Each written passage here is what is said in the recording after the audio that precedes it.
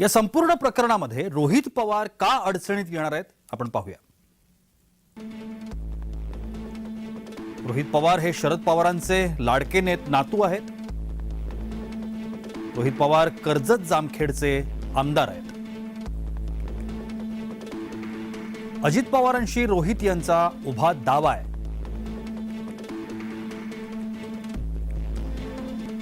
Rohit Pawar troll army पाळतात असा त्यांच्यावरती आक्षेप देखील आहे। रोहित यांच्या ट्रोल गँगचा सदस्य योगेश सावंत याला अटक करण्यात आली। ब्राह्मण संपवण्याचा विखार रोहित यांच्या समर्थकांकडूनच करण्यात आला असा आरोप भाजपाने केला। योगेश सावंतला सोडवण्यासाठी रोहित पवार प्रयत्नशील असल्याचंही भाजपाचं म्हणणं आहे। रोहितकडून मराठ्यांना बदनाम करण्याचं षडयंत्र असल्याचं राम कदमांनी म्हटलंय।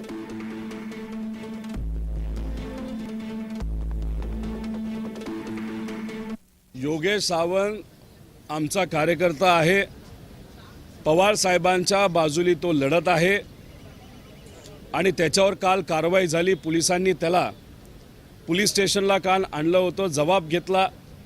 एक दिवस तिथं पोलीस ठाण्यामध्ये ठेवलं सुद्धा आणि आता त्याला कोर्टात घेऊन जात आहेत। आता मी तिथं स्वतः त्याला भेटण्यासाठी चाललेलो आहे। त्यामुळे उगाच तिथं ॲक्टिंग करू नका। ओपनली मी सांगतोय, कार्यकर्ता आहे ना, त्याला काय चूक केली? एक कुठल्या तरी यूट्यूब चॅनलनी जो व्हिडिओ नाहीतर एक मुलाखत एका सामाजिक कार्यकर्त्याची घेतली होती, ती मुलाखत फक्त त्याने सोशल मीडियावर त्याच्या पेजवरती टाकली। आता तुम्ही त्या यूट्यूब चॅनलवर कारवाई करत नाही। तिथं जो पत्रकार होता, ज्याने ती इंटरव्ह्यू घेतली, त्याला परवानगी घेऊन केली का नाही गेली का लोकांचं मत फक्त तिथं मांडलं, त्यांच्यावर तुम्ही काय करत नाही आणि या कार्यकर्त्यांवर करता। त्यामुळे त्यांनी मांडलेला प्रश्न हा कदाचित मांडण्यासाठी नव्हता, पण देवेंद्र फडणवीस साहेबांना खुश करण्यासाठी होता। आणि आता बातमी बारामतीतल्या नमो रोजगार मेळाव्यासंदर्भातली। बारामतीमध्ये कार्यक्रम राष्ट्रपाचा मात्र वेगळाच हट्ट। कार्यक्रमाच्या पत्रिकेत शरद पवारांच्या नावाचा हट्ट का? बारामतीत 2 मार्चला नमो रोजगार मेळाव्याचं आयोजन करण्यात आलं आहे आणि या रोजगार मेळाव्याच्या पत्रकार जी निमंत्रण पत्रिका आहे त्या पत्रिकेवरून आता राजकारण सुरू झालं आहे।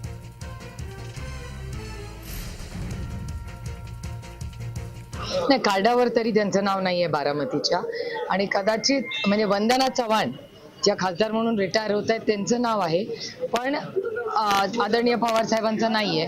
आता कदाचित सरकार असं म्हणू शकते, म्हणजे हे मला माहिती नाही की आदरणीय पवार साहेबांचा पत्ता मुंबईचा आहे म्हणून आम्ही मुंबई करतोय। तर मला सरकारला विचारायचंय, मुंबईच्या सगळ्या कार्यक्रमांमध्ये ते पवार साहेबांचं नाव टाकतात का? हा पण प्रश्न आहेच ना। त्याच्यामुळे नक्की या सरकारचं काय चाललंय तुम्हाला सरकारलाच प्रोटोकॉलचं विचारावं लागेल। आणि आता बातमी शरद पवारांनी दिलेल्या जेवणाच्या आमंत्रणाची।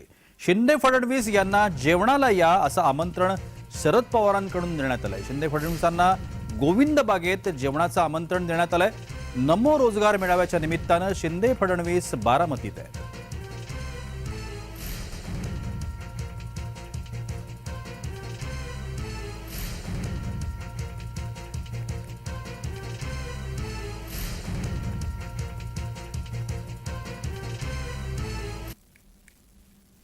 आणि आता बातमी शरद पवारांकडून आलेल्या जेवणाच्या आमंत्रणाची। जेवणाला या शरद पवारांकडून शिंदे फडणवीसांना आमंत्रण मिळालंय। गोविंद बागेमध्ये जेवणाला या असं आमंत्रण शरद पवारांनी दिलंय। नमो रोजगार मेळाव्याच्या निमित्तानं शिंदे आणि फडणवीस दोघेही बारामतीमध्ये आहेत आणि त्यांनाच जेवणाचं आमंत्रण शरद पवारांकडून मिळालंय। आदरणीय पवार साहेबांनी महाराष्ट्राच्या माननीय मुख्यमंत्र्यांना मला असं वाटतं पत्रही लिहिलं आणि फोनही केला होता की आपण सगळे आमच्या बारामतीत येत आहेत। आपल्या बारामतीत मुख्यमंत्री आणि DCM1 आणि DC2 येत आहेत। तर त्यांनी सगळ्यांनी बारामतीत आल्यावर अतिथी देवो भव, आम्हाला खूप आनंद वाटेल जर तुम्ही आमच्या घरी जेवायला आलात। जेवणाचा मेनू काय असणार? आधी होतं म्हणू दे आणि मग जेवणाचा मेनू मी नाही ठरवत, प्रतिभा पवार ठरवतात। आजच आमची मीटिंग झाली, त्यांनीच मला सांगितलं की असं मी उद्या कार्यक्रमाची ती तयारी आहे, तिथं शासकीय कार्यक्रम आहे, खासदार, राज्यसभा सदस्य आणि जे काही लोकप्रतिनिधी असतील प्रोटोकॉलप्रमाणे त्या कार्यक्रमात बोलवलं गेलं पाहिजे, पण तसं ते केलं नाही या सरकारने. आता ते सिनियर आहेत, या लोकांचं काही कान उघडण्यासाठी ते बोलवत असतील आपल्या घरी जेवायला.